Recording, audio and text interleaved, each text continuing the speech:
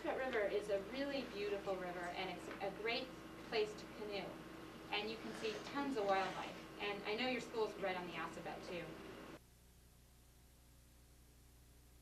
Rivers are very rich in diversity of wildlife, and there's also, you can see deer, you can see foxes, you can see beavers. There's swans. They live upstream from here. They're nesting swans. They actually nest up in Stowe. There's a lot of geese. There's some animals that we wish there weren't so many of, like the Canadian geese. Blue herons. There's a lot of them. Those are great. A lot of kinds of fish. Do you know what kind? There's actually stocked trout.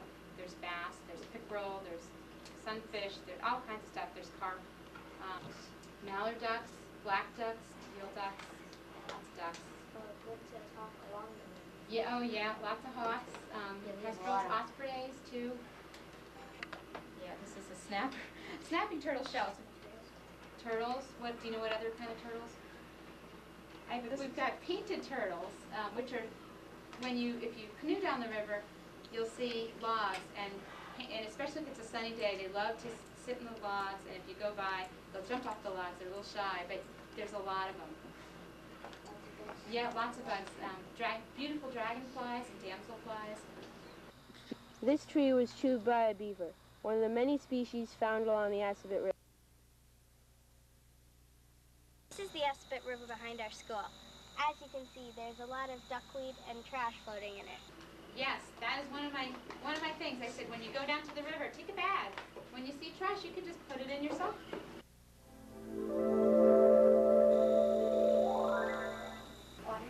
Well, it's water. This is the Assabet River, and inside is some duckweed, and that looks like algae. It's very small, but if you get a lot of it, it turns the whole river green, and that's what happens in summer. So they use up oxygen in the water, so the creatures, the fish, can't really breathe. So it's a problem for the fish. Another problem is that it looks bad. It's not really nice to canoe through green stuff. Another problem is it smells bad when they die, and then when they die, they sink to the bottom, and it builds up a big layer of sediment, mushy stuff, and eventually the river actually can become more like a swamp. The biggest thing we pulled out of the river. Everybody, why don't you just tell me? Volkswagen. Well, our organization, the question was about StarMed. Our organization voted to support Superfund listing for StarMed, and I don't know if anybody knows about that issue. It's a business in the watershed that has a depleted uranium problem, which is a pollutant in the ground. So we're hoping that will eventually be cleaned up. People first settled along the river, 18th century, at the time of the Revolution. The Assabet did play a role. The Minutemen, the colonists, hid their arms in the farm. They hid muskets and gunpowder in case of an uprising against the British. And the British got wind of this and started marching towards Concord to find those arms and take them away. And as a result, the Minutemen set fire, I think, to their own arms about that. And I've read a couple of the two things I've read is some people think it's an Indian word, a Native American word, and other people that was given to the river, and other people think that it's a corruption of the word Elizabeth. And I don't think the experts agree on that, on which it is. People think it's the word Elizabeth itself. I think it's a Native American word. The Assabet River was instrumental in creating industries for towns.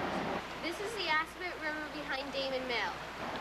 The river provided power to run Damon Mill. Get that wide, it's because behind the dam, the river forms a lake, and so it just widens out, becomes shallow, and this office complex used to be Assabet Mills.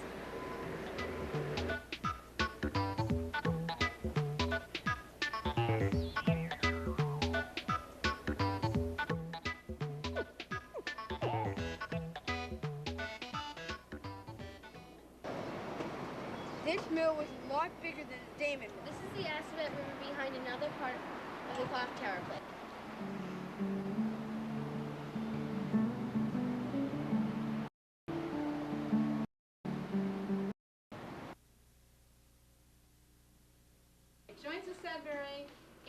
Concord at Egg Rock, it becomes the Concord River and it flows to the Merrimack. You know, everybody knows where the Assabet starts, right? Do you remember? Yes. Westboro. That's where it first starts. It's probably about 6 feet across at the most. And then there are some very wide places behind the dams that are called impoundments. And there I'd say maybe more than 100 feet across. This is the Assabet River at one of its widest points. Or 31 miles. Yeah, 31 miles long. The watershed is 178 square miles. This is the Assabet River at Pine Street.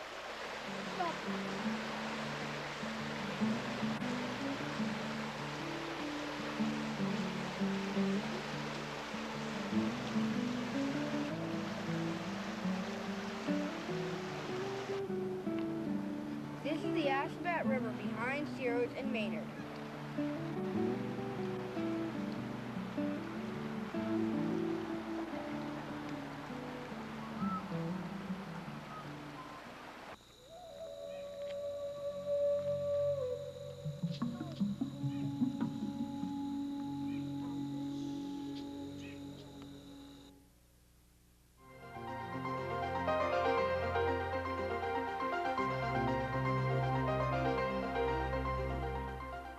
Where the Bluin factory was 105 years ago. Bluin is a thin sheet of blue bleach that Mr. George Conan invented. He sold the Bluin in boxes of 12 sheets, 10 cents a box. He gave prizes to school children for selling his Bluin. He also sold it by mail order, with creating the need for a post office, which they built conveniently right next door. 1895, it was built. And this is what I have in my notes, the enterprise for the children all over the country to sell 10 cents for a box of 12 sheets. And shipping out the merchandise and the prizes and all this brought so much help that they were making their laundry look better and cleaner by using blue ink. Now it was really nothing but just blue color and a little solution that they would put on a sheet of paper. And you bought a box of 12 sheets of this blue paper for 10 cents.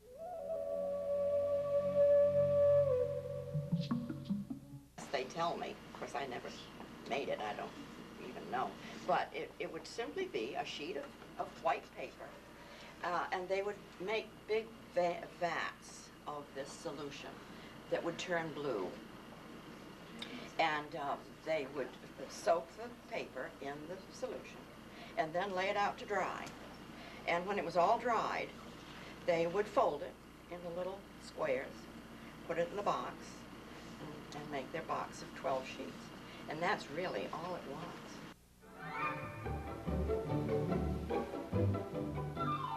10 cents. Well, then the company got real smart and said, let's let the kids in on this, and we will offer prizes. Instead of hiring salesmen to go out and sell their product, let's let the children make some money in this. But a lot of kids in West Concord earned a lot of money that way. And it wasn't just Concord's kids, anybody in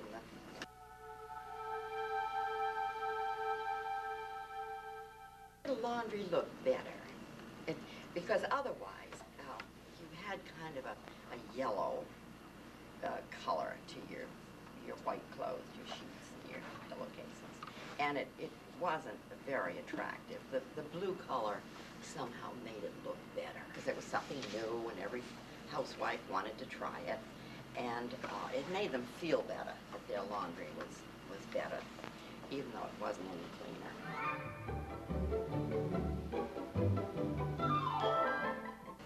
But then when they got the kids working for them, they had so much mail coming to their company, and they had so much business going out from their factory that they got tired of lugging everything across the street to the post office. And they were heavy boxes, of course. So they, up on the 3rd floor, up high, out of one of the windows in the third floor, they put in this big hollow chute, a big pipe, big enough to take all the big boxes, and they would just put them in the pipe, slide them down through the pipe, and the end of the pipe was in the window of the post office. So that saved them all that energy of lugging them across the street. Volunteers were people who used to work at the ironworks factory mined for bauxite around 1660. The ore was shipped to Chelmsford where it could be casted. In around 1694, the ore ran out. I believe the ironworks themselves made many products. I think they just took the raw ore, what they called bog ore, which contained iron ore. But it had other things in it too, other deposits of chemicals and dirt, of course, and it all had to be worked out. And that is why they have these big smelters, which were just huge, big, very, very hot furnaces that melted the ore out of the rocks. And they just produced the raw iron. And then if you were a blacksmith and you had to make, a pair of fire tongs for your fireplace, or what else? Of course, they made hinges for their doors. They made iron pots to cook in, big black iron pots. Every farmer needed something in iron, his farm tools.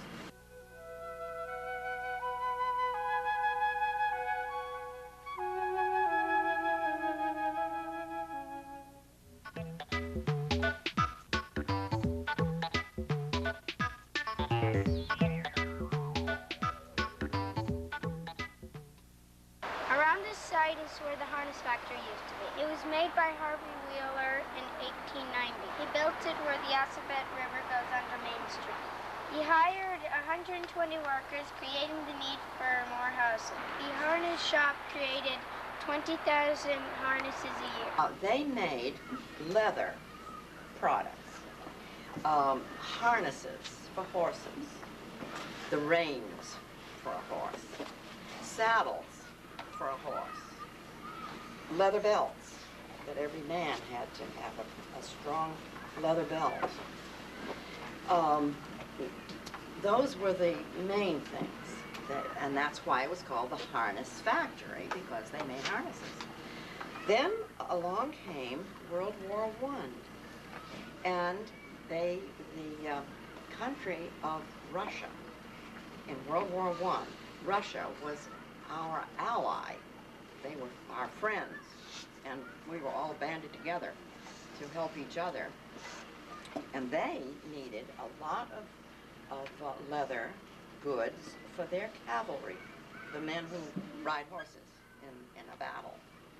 And so they came to West Concord, contacted Mr. Wheeler, Harvey Wheeler was his name, and made a contract with him to make all the harnesses for the Russian cavalry. And so that made them very, very busy. They ran the factory 24 hours a day. The government sent their own inspectors over there to keep an eye on the business and to inspect every piece of leather goods that was produced. Was why Mr. Harvey Wheeler became a very wealthy man. But he did not keep the money for himself. He gave a lot of it away to the town of Concord, where he had been born. And that is why we have the Harvey Wheeler School and other things that Mr. Harvey Wheeler gave to the town.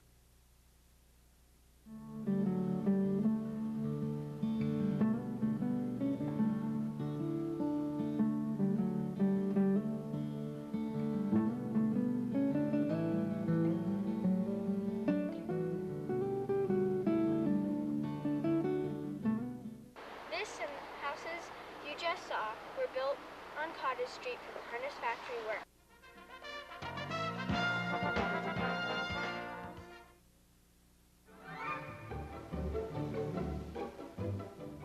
Warner was the man who owned the Warnerville Pail Factory. He also owned several of the houses on Commonwealth Ave for his workers to live in.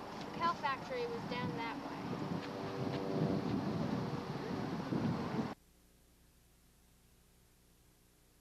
Do you know when you're down at the brook, down here by the Commonwealth Avenue? Yeah. Okay. And there's a house that sits right on the edge? Yep. All right, that's where the pail factory was. And I visualize it as, oh my, I don't know how big I think it is. A good big sized barn at least. A lot of wooden material. Of course, the pails were wooden. When I think of a pail, I think of a galvanized pail, a metal pail. My father would have had a metal pail, but my grandfather would have had wooden pails. Simply because there wasn't anything else to make a pail out of in those days, except the iron, but those would have been very costly. Butter into a wooden bucket. And if you made maple syrup, all those maple syrup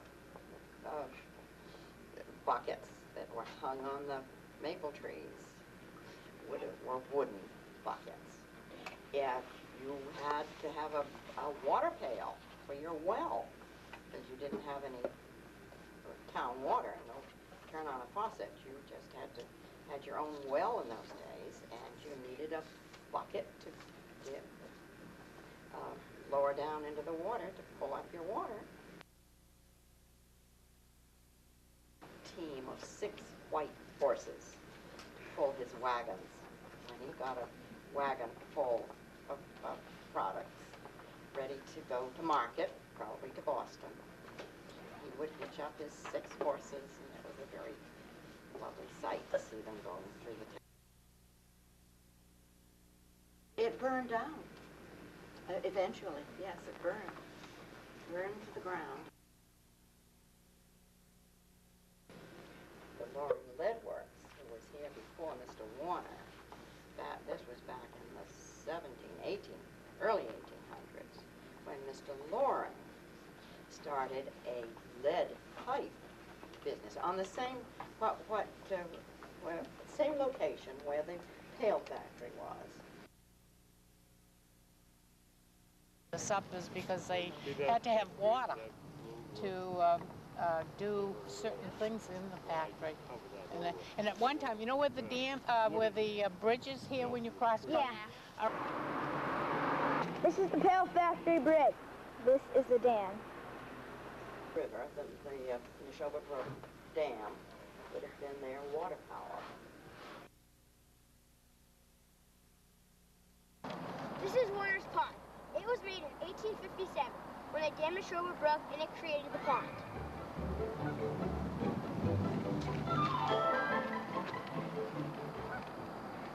The kids used to call that Snake Island. Now, there's no reason why it was called Snake Island, to my knowledge, but to the left of it is what you called the Boy Scout Island. Yeah. Have you heard of Boy Scout Island? Yeah. Okay. All right. Now, see where the peninsula is right up here? Yeah. All right. At one time, there used to be a bridge, and it went over to Boy Scout Island, and they used to have band concerts over there. I mean, this goes back to the early 90s.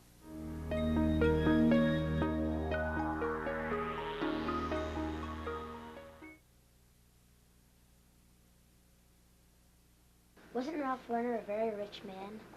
He was. He was a very rich man, and to the extent that he was able to buy all the land that he wanted to buy. And so he had a good plan for the town and build houses and shops and benefit the people. And that's why they called it Warnerville, from Mr. Warner. And there's Warner's Block. And Warner's Pond. He built the dam. He left the land he owned the land and left the land to, for building where the Harvey Wheeler School is now. Yes, he did. He owned all that land. I believe there was feeling by some people. He had ideas of grandeur and wanted the town to be his town and wanted it named for him, and that's why he did all the things he did. I'm sure a lot of people appreciated him because he treated people well. But he also, I don't like to put my own words into it because I may not be right. My attitude is that he had grand ideas about how he wanted the town to be. But some people didn't like his ideas and thought he was just being too overpowering. And so there were people who didn't. Starting out at Lawsbrook Road and what is now all the shops, and up the hill where the Catholic Church is, and the library, and the Harvey Wheeler School, you know, and all that. A nice hall for people to gather in called Warner Hall. It was up over what is now the Hayes Shoe Store. That whole top floor was a gathering place, and that was nice for people in town, a place where they could go and get together. One group had their church services there, and they would have lectures and musical concerts and reading clubs. The ladies got together, had a reading club. And all those things were very important to build up a good, strong neighborhood. This is Warner's Hall.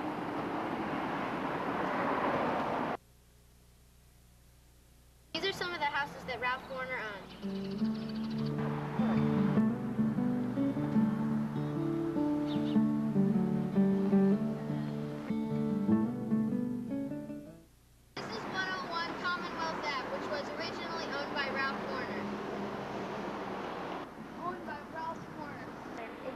Called Warner's Mill.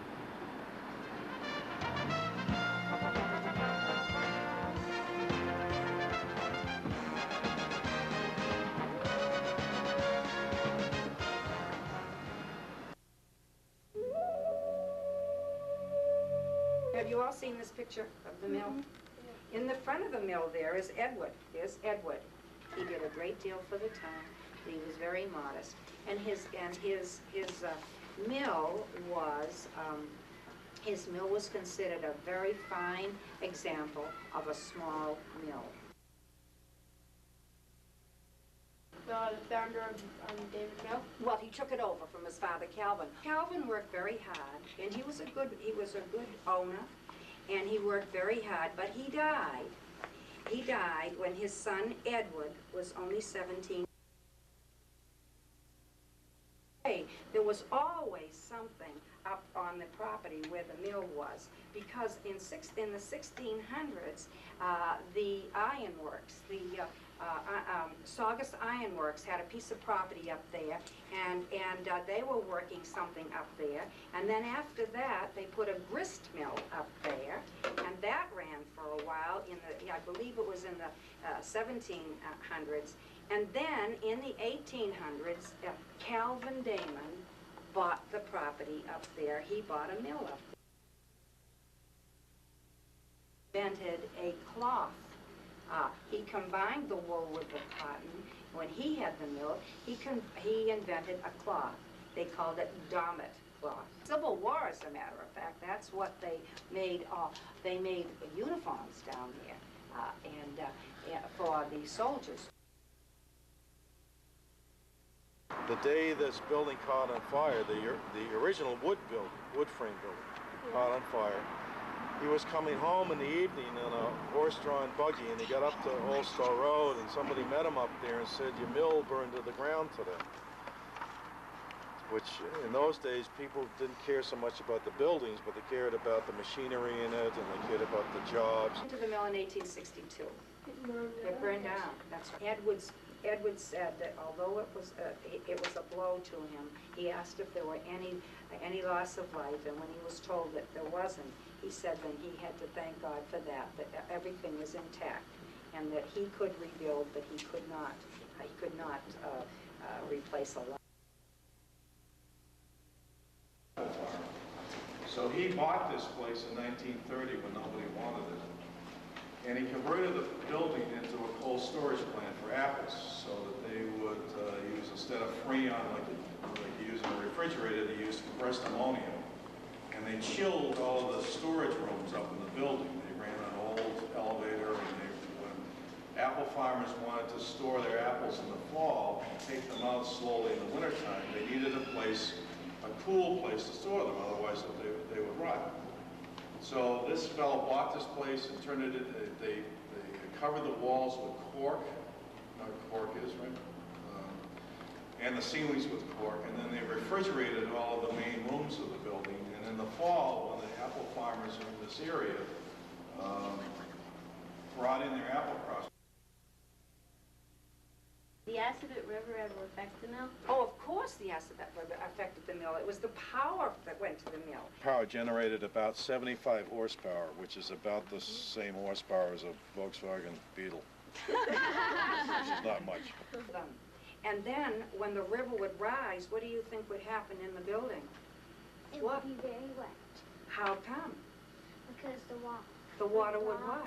would rise up and go through. And flood. You're absolutely right. They had floods there all the time. Then what do you think happened when the water was very, very low? What happened to those? They didn't get any power. They didn't get any power. This is the spillway that led the water into the Damon Mill. This is the other end of the spillway that directed the water into the turbines.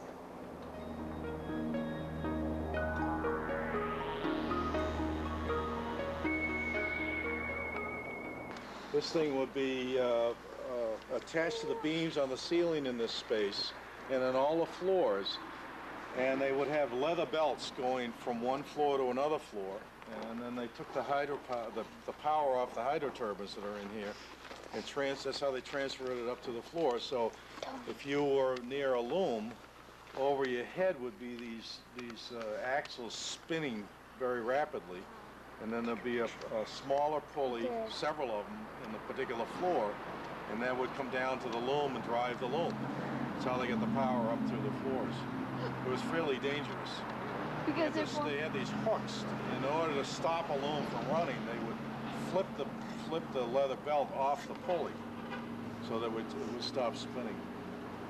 But there was a lot, when those people worked around this machinery, there was These are the remains of the gatehouse that were torn down by a hurricane.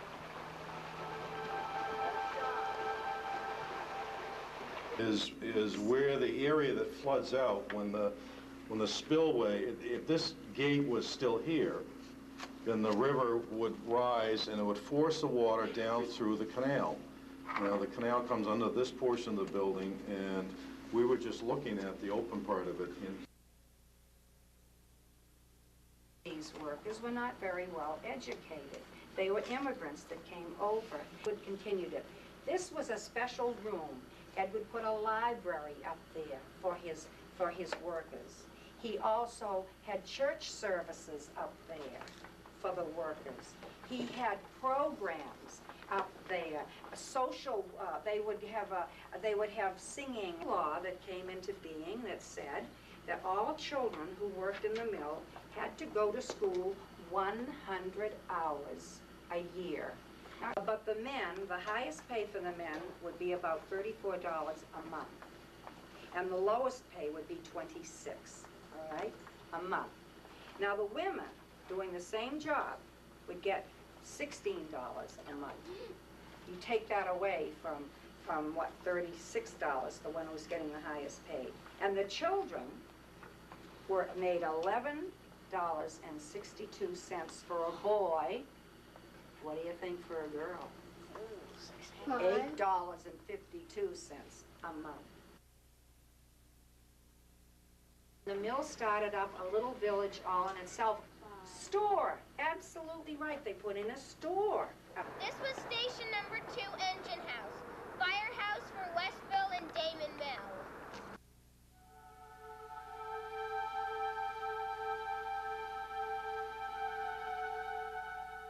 The L portion of the Westville Schoolhouse, built in 1875.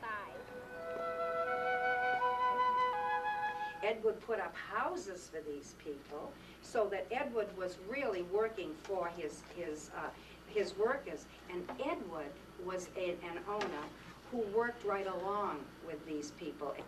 Old Stowe Road, Hawthorne Village today, was once called the Hill Block because it had housing for the Damon Mill workers in the 1860s.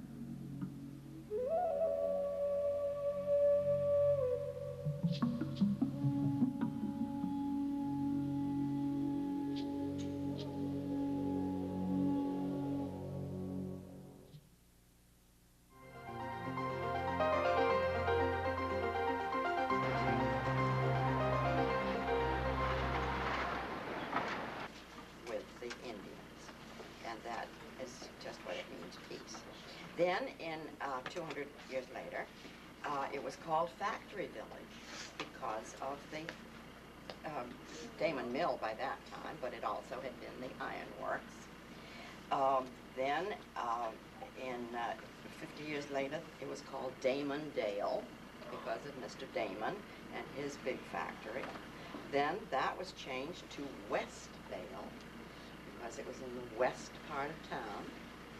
And then it was called Prison Village because of the reformatory, what we call the reformatory now, but it was called the prison when it was built.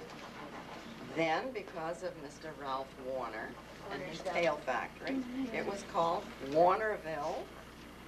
Then, because of the railroad that came and changed the whole scene of West Concord, it was called Concord Junction because of the junction of the railroad.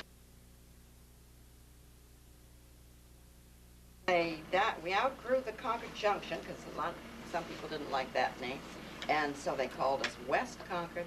And now, since 1970, we're back to the first name, just plain Concord, and we're all one big town.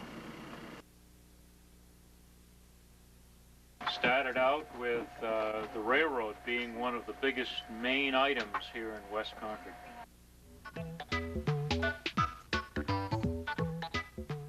Railroad Junction was the third of West Concord. It carried cargo and was transportation for people.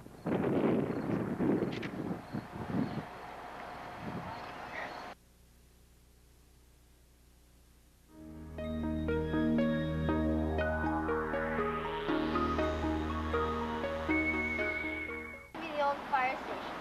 This is now the village cleaners in West Concord. Way that it set the spark set different houses on fire over on Derby Street. It was a very, very bad fire.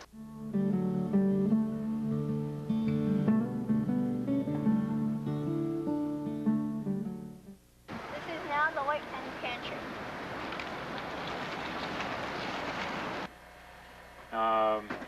There was a big farm. You know where the shopping center is, over with the drugstore and the White Hen?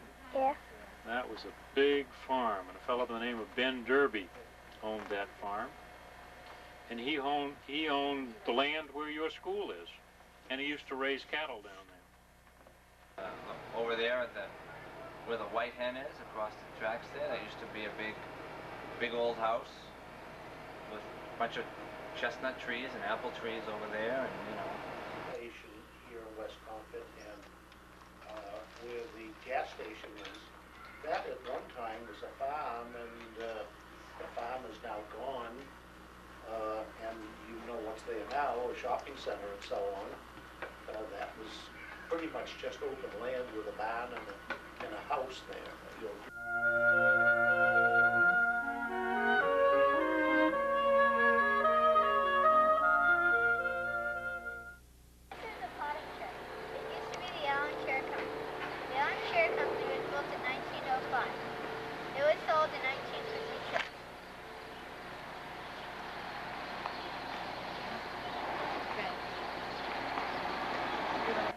There was manufacturing, the big building down on Bradford Street, which we now pretty much refer to as the Bradford Furniture Building, used to manufacture chairs, tables, and desks.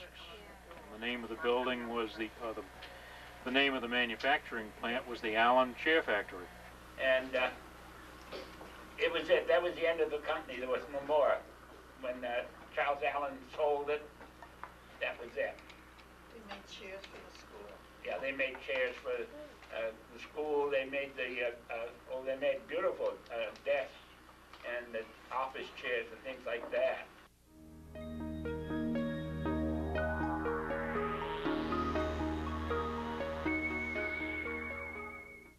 This is the playground for the Harvey Wheeler School. This used to be the West Concord Elementary School. Over there is what would be the steps of the West Concord Elementary School. well, there again, you know, the school down in West Concord, which is now for the elderly and so on, that used to be a school, and there was another school between that and the now library that is now gone. That's where I went to school for the first 8 grades that I went through was there.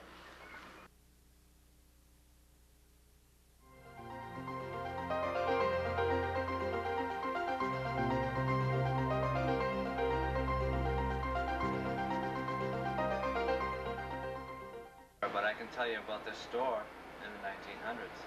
My grandfather was from Italy, and he moved here in the early 1900s, and he was a bricklayer, and he decided to go into business for himself. And he opened a small fruit store, which was across the street over at the 99. It was called the West Concord Fruit Store. He sold fruit and vegetables and fresh peanuts and things like that. And in 1936 he wanted to enlarge, so we moved across the street right here and built a store. He bought the land off the railroad and built a store right here. Then my dad and my uncle went to work for him, and he died unfortunately at a very young age, and they expanded the store twice and to this present size right now.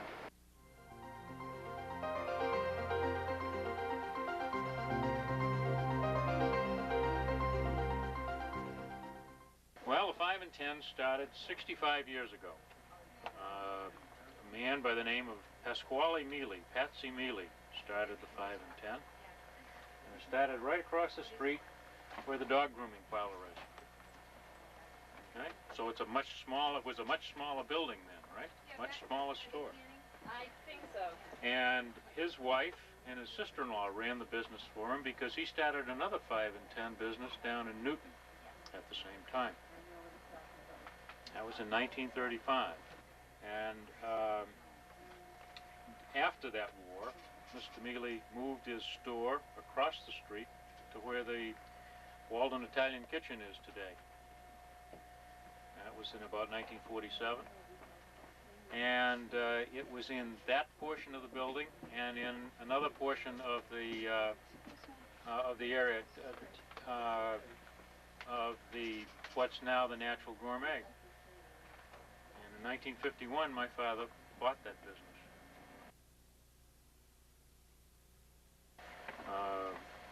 The other, we've talked about two things now, the railroad and the manufacturing, But the third thing that was important in West Concord at that time was the prison. All three of those things, manufacturing, the railroad, and the prison, still exist here. But the prison's probably the only one that is in a similar vein than what as it was then. We have that. The reformatory has changed a great deal, and they built a new wall around the outside of it. He's asking what the changes that you've seen in West Concord over the years that you've been here. Wow. A big question. Well, we went, the biggest change we had when we went from the Concord Junction to the West Concord